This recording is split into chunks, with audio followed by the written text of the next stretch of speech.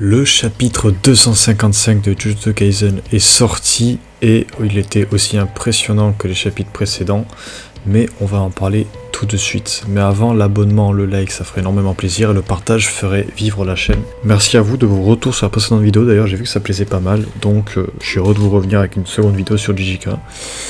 Bref. Comme dans le chapitre précédent, nous avons un flashback, alors cette fois-ci pas de Gojo Sato, mais de Sukuna. Qui est réellement Itadori? À cette question, Sukuna nous répond qu'il est l'enfant de Kenjaku, mais ça, on le savait déjà, mais que celui-ci ne fait rien au hasard. Ryomen Sukuna devait avoir un frère jumeau qu'il a dû dévorer dans l'utérus de sa mère pour ne pas mourir de faim. Kenjaku a dû avoir un enfant avec un fragment du frère dévoré de Sukuna. Itadori a été alors élevé pour devenir un joueur de la traque mortelle, mais aussi pour sceller Sukuna. Il est donc l'homme qui a le potentiel caché d'égaler Sukuna. Techniquement, pour simplifier la chose, Itadori d'une certaine manière est le neveu de Sukuna. Et alors ça explique énormément de choses, mais on y reviendra. Revenons au présent. Un duel intense de rayons noirs a lieu entre Itadori et Sukuna, durant lequel on découvre un nouveau sort d'Itadori. En effet, nous dit Sukuna que Itadori possède en lui deux sorts. Le premier est la manipulation des émétis, obtenue suite à l'absorption des fœtus des 9 phases, numéro 4 à 9. Et le second, suite à l'éveil du rayon noir, l'héritage du Ryomen Sukuna, l'autel. En effet, durant ce chapitre, on voit que Itadori semble capable d'utiliser l'entaille et donc de couper des éléments. Mais contrairement à Sukuna, il semble devoir toucher les éléments, c'est-à-dire qu'à un moment on le voit toucher un pilier, et ça met des traces en fait de coupure sur le pilier, un peu comme à l'école quand sur les papiers il y a les logos des ciseaux. Et sinon, suite à ça, il semble pouvoir découper aisément les objets. Il va faire ça sur un pilier et aussi sur Sukuna, sur la jambe de Sukuna. Mais Sukuna nous explique que les sorts fraîchement appris sont assez faibles, et même qu'au fil des âges,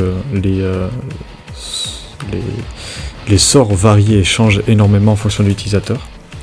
D'où cette variation de la découpe de Sukuna. Et le combat est interrompu par un flashback de Gojo et du disciple de Nanami et des amis de Gojo, qui discutent de la permission d'utiliser l'arme de Nanami. Alors Gojo et tout disent vas-y tu peux l'utiliser, Nanami était assez éloigné de l'école après être parti, et que l'élève de Nanami était le plus proche de lui-même, donc si l'arme doit revenir à quelqu'un, ça serait à lui.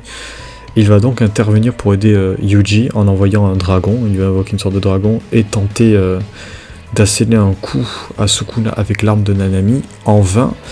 Mais pas tant que ça, car en effet il va laisser une ouverture pour Yuji qui pourra enchaîner d'autres rayons noirs. Mais le combat va prendre une toute autre tournure, car pour la première fois durant ces nombreux duels, Sukuna sera surpris, agacé, mais surtout inquiet face à son adversaire, Itadori, qui semble avoir l'intention de se hisser au niveau de Sukuna. En effet, Sukuna dit qu'il a l'intention de se hisser à son niveau, et alors c'est vrai que quand le combat continue, on voit que Itadori ne ressent plus ni peur ni tristesse. Il est face à son objectif et il est motivé que par une seule chose, ne pas rivaliser avec le roi, mais le surpasser. Bref, voilà le chapitre de Jujutsu Kaisen. On est toujours dans des duels très intenses, mais là on arrive, je pense, au climax.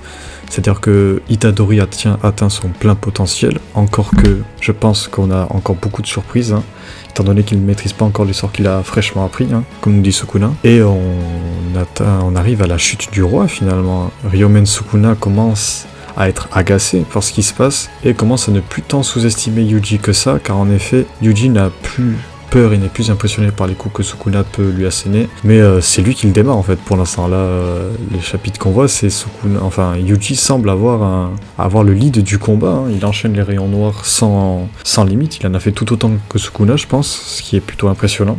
Et là où tous les adversaires de Sukuna sont à terre et incapables de se battre, Yuji lui revient pour la deuxième ou troisième fois face à Sukuna et semble tout autant déterminé. Donc je pense que là on arrive au combat final, si ce n'est l'un des deuxièmes combats qui marquera l'histoire de Jujutsu Kaisen, Sukuna contre Itadori. Donc hâte de voir ce que ça va donner et hâte de voir jusqu'à où peut aller Yuji. Bref, à la semaine prochaine. Ciao tout le monde.